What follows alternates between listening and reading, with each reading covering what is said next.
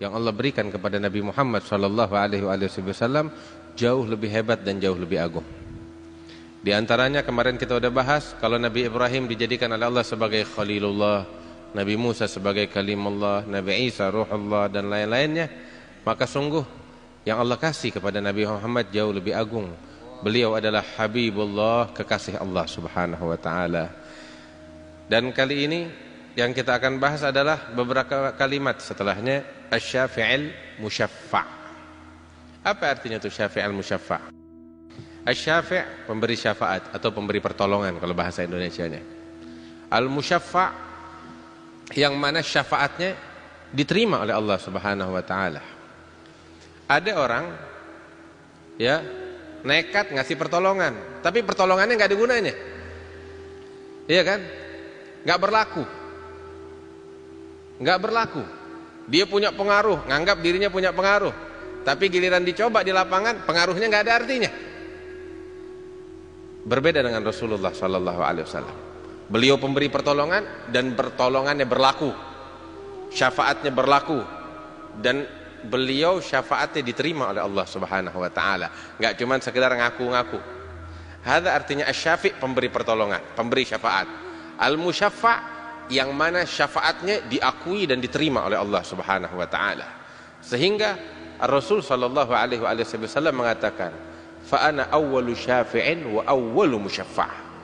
Aku, katanya Rasulullah sallallahu alaihi wasallam, adalah yang pertama di hari kiamat pemberi syafaat. Dan akulah yang pertama yang syafaatnya diterima oleh Allah Subhanahu wa taala. Keadaan di hari kiamat, hadirin wal hadirat yang saya cintai semuanya, ini kita hidup di dunia sementara. Kehidupan di akhirat bakal datang kepada kita. Kita memandang jauh, oh masih lama. Innahum yarawnahu ba'ida wa narahu gariba.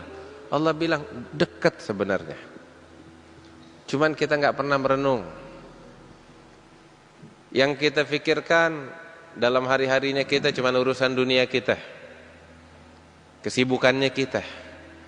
Tapi kita enggak pernah merenung tentang keadaan hari kiamat yang bakal kita hadapi. Yang mana Nabi Muhammad SAW telah menyatakan tentang keadaan hari kiamat yang berat, yang menakutkan. Di antaranya, ketika Allah Subhanahu wa taala membangkitkan sekalian makhluknya di satu padang lapang yang luas. Luas, tapi kalau mau dibandingin dengan jumlah makhluk Allah yang Allah kumpulkan di padang lapang tersebut, maka padang lapang tersebut sangatlah sempit, terbatas. Ini kita sekarang hidup di Jakarta, aneh di Tangerang, di Ciledug. Ini kita hidup udah sempit banget, betul. Negeri kita sempit, rumah-rumah kita berdempetan sempit. Coba ente bayangin, padahal kita ini banyak orang tiap hari ada aja yang mati, ada aja yang angkat kaki, tetap aja ini dunia sempit. Tapi coba ente bayangin, ketika seluruh makhluk Allah dibangkitkan semuanya, dari sejak Nabi Adam sampai hari kiamat, berapa banyak tuh? Sekarang aja nih di sensus udah 7 miliar umat manusia yang ada. Ini yang sekarang nih, yang hari ini. Belum tahu yang besok, yang lusa lain lagi, yang tahun depan lain lagi jumlahnya. Itu semuanya kalau mau dikumpulkan dengan yang dari sejak Nabi Adam sampai zaman kita, sampai hari kiamat, gak kehitung jumlahnya. Itu baru manusia, belum binatang, belum jin, belum yang lain-lainnya. Semua ciptaan Allah dikumpulin, dibangkitkan di hari kiamat. Ala yadhunnu ulaika annahum mab'utsun liyaumin 'adzim yauma yaqumun nas lirabbil alamin. Allah bilang, tidakkah mereka berfikir bahwasanya mereka kelak akan dibangkitkan oleh Allah Subhanahu wa taala? Ala yadhunnu ulaika annahum mab'utsun liyaumin 'adzim, di hari yang menakutkan, yang dahsyat, yang berat, yang agung. Hari apa itu? Hari di mana manusia dan sekalian makhluk Allah dibangkitkan untuk menghadap kepada Allah Rabbul Alamin. Berat itu keadaan. Dikumpulin jadi satu. Sehingga disebutkan di dalam beberapa riwayat, orang yang beruntung di hari itu adalah orang yang mendapati tempat untuk berpijak. Sebagian besar manusia nggak dapat tempat untuk berpijak. Dia meletakkan kakinya di padang mahsyar. Di bawah telapak kakinya dia terdapat 1000 telapak kaki. Dan di atas telapak kakinya terdapat 1000 telapak kaki. Saking penuhnya manusia bertumpuk-tumpuk bagaikan ombak di lautan. Itu di padang mahsyar. Kemudian tuh udah berdesak-desakan kayak begitu, nggak cukup segitu aja kita udah capek. Berat tuh keadaan. Bagaimana kiranya ditambah itu semua, matahari didekatkan oleh Allah Subhanahu wa taala. Hadirin wal hadirat. Kita kadang di rumah malam keringetan, kepanasan. Padahal jarak matahari berapa jauh? Jauh banget, terus terang Anda nggak tahu hitungannya berapa. Jauh banget. Segitu kadang malam hari. Tengah hari bolong, panas lagi. Segitu mataharinya jauh. Kira-kira dideketin deh. Ya. Tambah dekat setengahnya dari yang sekarang. Melepuh kita. Nggak bisa hidup di muka bumi. Di dalam hadis Rasulullah sallallahu alaihi wasallam mengatakan bahwasanya di hari itu, di padang mahsyar, matahari didekatkan oleh Allah qadra mil. Kadar 1 mil. Tahu gak 1 mil itu dekatnya kayak apa? Hah? Ini dari sini ke jalan raya tuh, ya kurang lebih 1 mil, 1 kilometer kurang lebih. Dari sini ke jalan raya sana itu, nggak tahu jalan apa namanya tuh, jalan raya? Jalan Keramat Raya situ. 1,5 kilo kurang lebih. Ini 1 mil kurang lebih dari sini ke sana. Kira-kira kalau untuk matahari dideketin bagaimana panasnya? La ilaha illallah. Dalam bahasa Arab, hatta periwayat hadis ini mengatakan, dia ini si periwayat hadis, dia bilang, saya nggak tahu apa maksudnya Rasulullah ketika mengatakan gadromil, kadar 1 mil. Sebab kalimat mil di dalam bahasa Arab punya 2 arti. Arti yang pertama ini dia, jarak kurang lebih 1,5 kilo itu, 1 mil.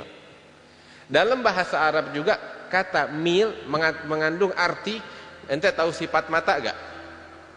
Sifat mata itu jarumnya tuh yang bakal ente pakai, ada dinamakan mirwat atau juga dinamakan mil. Sahabat periwayat ini hadis bilang, saya nggak tahu maksudnya Rasulullah ketika mengatakan matahari didekatkan kadar 1 mil, apakah yang beliau maksud didekatkan kadar itu jarak 1,5 kilo itu, atau 1 mil itu tuh seujung jari. Nggak tahu apa maksudnya. Yang jelas mau seujung jari atau 1.000.000 kilometer, tetap aja panas tuh matahari, nggak kuat. Nah itu di hari kiamat matahari didekatkan oleh Allah Subhanahu wa taala. Sampai cuman saat itu kagak ada kematian. Itu yang berat. Kalau didekatkan matahari kita melepuh mati udah habis selesai. Tapi ternyata enggak. Kematiannya cuma sekali doang tuh waktu di dunia. Itu cuma 1 kematiannya. Didekatkan tuh matahari. Manusia semuanya tersiksa. Udah bertumpuk-tumpuk di hari kiamat bagaikan ombak di lautan, terus mereka kepanasan sampai semuanya tuh melepuh, semuanya tenggelam dengan keringatnya. Dan keringat orang saat itu menenggelami si pemilik ini sesuai dengan amal perbuatannya di dunia. Rasul sallallahu alaihi wasallam bilang, ada beberapa yang yang keringatnya sampai ke mata kakinya. Ada beberapa yang sampai ke lututnya. Ada beberapa yang tenggelam sampai di dalam keringatnya yang bau busuk. Ente kira air biasa aja kalau kolam renang, kagak, yang bau busuk keringatnya. Naam, tersiksa orang dalam keadaan begitu. Ada yang tenggelam sampai ke pusarnya, sampai ke dadanya beberapa, sampai ke hidungnya kata Rasulullah sambil mengisyaratkan begini. Ada lagi yang tenggelam 70 hasta di dalam keringatnya. Nabi sampai kasih isyarat seperti itu. Kalau cuman tenggelam, ente tenggelam, naudzubillah jangan sampai. Ini contoh aja, tenggelam di kolam renang 5 menit. Enak gak kira-kira? Hah? Gak bisa keluar, tenggelam, gak bisa napa. Udah kagak enak banget. Cuman masalahnya seperti saya bilang, kagak ada kematian di sini. nggak ada kematian, jadi tersiksa. Terus keadaan semacam ini nggak 5 menit, nggak 10 menit, nggak sehari, nggak 2 hari. Keadaan semacam ini nih nggak sebulan, nggak 2 bulan, nggak setahun, nggak 2 tahun. Itu 50.000 tahun keadaan semacam itu. Berat. Ente bayangin ya Allah, bagaimana itu keadaan di hari kiamat. Ini bukan dongeng, ini kenyataan yang aneh dan ente bakal hadapin. Cuman kadang kita nggak pernah merenungkan hal ini. Makanya sampai beratnya, saking beratnya nih keadaan, orang-orang kafir sampai doa sama Allah. Orang-orang kafir bilang, ya Rab, unggulna min hadzal mauqif walau ila jahannam. Ya Rab, pindahkan kami dari keadaan begini walaupun mesti ke neraka jahanam. Mereka nggak tahu kalau neraka jahanam lebih berat dari itu. Cuman mereka bilang begitu karena saking pedihnya tuh keadaan. Nggak ditoleh sama Allah. Hingga akhirnya ini Nabi yang cerita. Ini hadis dikenal dengan hadits syafa'ah. Abu Hurairah radhiyallahu taala anhu ardah, beliau bilang cerita waktu kita duduk sama Nabi lagi asyik makan. Ya, lagi asyik makan, Nabi ngambil potongan daging. Nabi itu demen dari potongan daging adzira. Dzira apa bahasa Indonesia? Kalau kambing itu potongan daging. Lengan ya? Iya. Hah? Paha depan gitu ya. Ada Nabi paling demen potongan daging tuh dari daging kambing tuh paha depannya. Itu yang Nabi paling suka. Terus kalau kita kan makan kebuli dipotek begitu. Kalau Nabi kalau makan daging tuh diambil tulangnya digigit sama Rasulullah. Ada Nabi cara makannya begitu. Cantik, manis. Allahumma shalli wa sallim barik alaih. Sayyidina Abu Hurairah menceritakan itu waktu Nabi mengambil potongan zira. Beliau gigit itu daging, beliau telan, terus beliau kunyah, beliau telan, itu ditaruh. Terus saat itu Nabi berubah keadaannya. Kalau ibaratnya itu datang halnya, dia cerita tentang keadaan hari kiamat. Beliau bilang, aku ini adalah sebaik-baiknya manusia di sisi Allah. Ana akramu khalqillah 'ala Allah, kata Rasulullah. Atadrun bima dzalik? Katanya Rasulullah, aku ini sebaik-baiknya ciptaan Allah yang paling mulia di sisi Allah. Tahu gak kenapa? Kata Rasulullah. Ketahuilah di hari kiamat, Nabi ceritain tuh apa yang tadi saya ceritakan. Keadaan yang genting. Sampai orang-orang kafir bilang, ya Rabb, pindahkan kami walaupun mesti ke neraka jahanam. 50.000 tahun keadaan kayak begitu. Sampai akhirnya ketika Allah mengizinkan, tergerak hati pembesar-pembesar kaum sholihin dari ini umat, atau dari umat yang terdahulu. Kaum sholihin, jagoan-jagoannya para aulia nih, mereka berkumpul. Mereka bilang, ini nggak ada yang bisa menyelamatkan kita melainkan hanya mereka para kekasih Allah. Ayo kita sama-sama datang minta pertolongan dan syafaat dari Nabi Adam alaihissalam. Mereka berbondong-bondong datang kepada Nabi Adam. Wahai Nabi Adam, ini Nabi cerita, anta abul bashar, engkau ini bapaknya orang manusia. Engkau adalah yang pertama diciptakan oleh Allah, dan Allah memerintahkan malaikat untuk sujud kepadamu. Engkau punya martabat di sisi Allah Subhanahu wa taala. Karena itu mohon pertolongan kepada Allah agar Allah memindahkan kami dari keadaan yang berat ini. Itu kata para aulia Allah. Apa jawab Nabi Adam?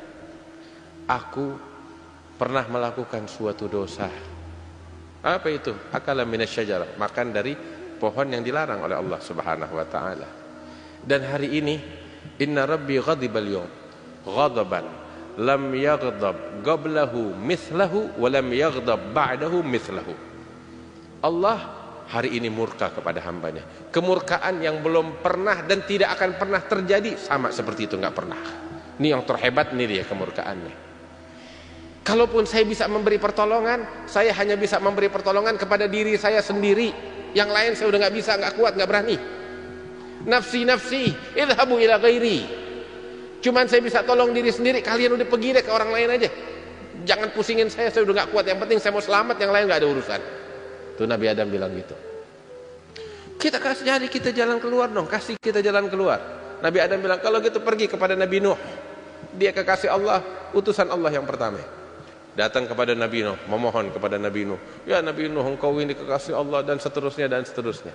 Nabi Nuh bilang, ketahuilah doaku kepada Allah yang mustajab udah aku bawakan, panjatkan ketika aku hidup di dunia. Aku minta kepada Allah doa mustajab agar Allah menenggelamkan orang-orang kafir, dan udah diijabah sama Allah. Kalian tahu hari ini Allah murka kepada hambanya kemurkaan yang amat dahsyat, yang belum pernah dan tidak akan pernah terjadi seperti itu. Saya kawan kalau bisa nolong cuma bisa nolong diri saya sendiri. Kalian pergi kepada orang lain. Nafsi nafsi idhabu ila ghairi. Pergi kemana? Datang kepada Nabi Ibrahim, Khalilullah. Datang kepada Nabi Ibrahim, ternyata ditolak juga. Nabi Ibrahim bilang, aku pernah berdusta 3 kali. Dia bilang, walhasil dia sebutin kelemahannya. Aku nggak berani, Tuhanku saat ini murka. Kalian datang kepada orang lain, pergi sana kepada Nabi Musa. Dia kalimullah, kekasihnya Allah. Datang kepada Nabi Musa, juga begitu. Aku telah membunuh seseorang, katanya Nabi Musa. Nggak berani minta sama Allah, aku ada cacat. Ibaratnya begitu. Mereka hadza khati'atul abrar, hasanatul abrar, sayyi'atul mugarrabin. Mereka memandang ini sebagai kesalahan, tapi padahal mereka manusia-manusia mulia di sisi Allah Subhanahu wa taala. Syahid. Mereka datang Nabi Musa juga angkat tangan. Datang akhirnya kepada Nabi Isa. Wahai Isa, selamatkan kita. Nabi Isa juga angkat tangan. Tapi Nabi Isa kasih kabar gembira bahkan mereka. Datang dah udah kepada Nabi Muhammad sallallahu alaihi wasallam. Saat itu tuh semua nabi-nabi satu persatu didatengin oleh mereka. Terakhir Nabi Muhammad disamperin. Allahumma shalli alaihi. Mereka bilang, ya Rasulullah, engkau adalah kekasih Allah. Engkau diutus oleh Allah rahmatan lil alamin. Kami udah datang ke Nabi Adam, Nabi Nuh, semuanya pada nolak. Ini keadaan berat. Minta kepada Tuhanmu. Apa jawab Nabi? Apa jawab Rasulullah sallallahu alaihi wasallam? Apakah jawaban sama? Ibaratnya jawaban yang ngegembosin. Nabi-nabi yang kemarin nih jawabannya udah bikin kita tambah putus asa. Tapi lihat Rasulullah apa jawabannya?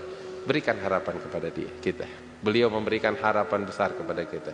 Nabi bilang, udah, analah, saya yang turun tangan, jangan takut. Udah. Allahumma shalli alaihi. Analah, katanya Rasulullah, ana yang turun tangan. Itu bahagia umat manusia semuanya, yang muslim, yang kafir, semuanya senang. Maka Rasul sallallahu alaihi wasallam beranjak menuju arasy-Nya Allah Subhanahu wa taala. Dan di bawah arasy-Nya Allah beliau bersujud kepada Allah. Dan di dalam sujudnya beliau memuji kepada Allah. Di dalam hadis disebutkan, aku saat ini juga belum tahu pujian apa yang akan aku panjatkan saat itu. Tapi di hari itu Allah akan memberikan ilham kepadaku puji-pujian yang belum pernah dipanjatkan oleh siapapun dari sejak Allah ciptakan alam semesta ini. Maka beliau sujud dan memanjatkan puji-pujiannya untuk Allah Subhanahu wa taala hingga akhirnya Allah bilang kepada Nabi Muhammad, ya Muhammad, dipanggil oleh Allah. Ya Muhammad, panggil. Allahumma shalli alaihi. Manis banget nih namanya kalau didengar. Enak banget nih namanya kalau didengar. Allahumma shalli alaihi wa ala alihi. Allah manggil, ya Muhammad, irfa' ra'sak. Angkat kepalamu. Angkat kepalamu.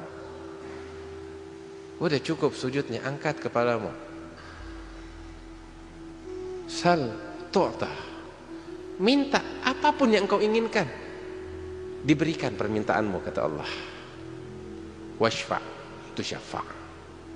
Berikan syafaat dan syafaatmu diterima oleh Allah Subhanahu wa taala.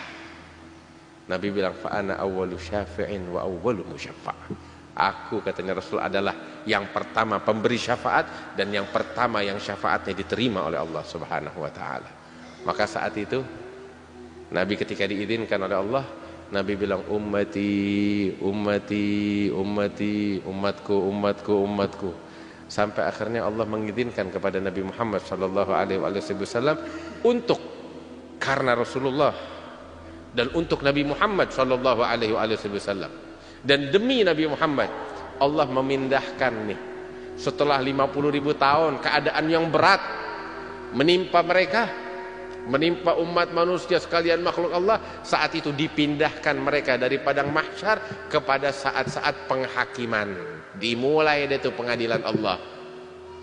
Kalau enggak dibiarin udah sama Allah puluhan ribu tahun itu. Dipindahkan dari keadaan yang genting itu kepada pengadilan Allah Subhanahu wa taala, hisab, mizan dan lain sebagainya. Perkara yaumul qiyamah itu udah dimulai sejak saat itu. Itu semua manusia gembira.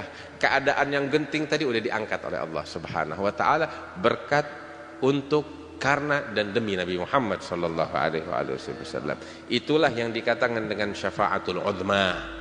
Syafaat yang teragung, sebab dengan syafaat ini kebagian yang muslim, yang kafir, yang binatang, yang malaikat, yang jin, semuanya kebagian tanpa terkecuali. Mereka dipindahkan dari keadaan yang genting kepada penghakiman, kepada pengadilan Allah Subhanahu wa taala, dan dimulailah proses hisab, mizan dan lain sebagainya yang tadinya mereka dibiarkan begitu saja oleh Allah Subhanahu wa taala.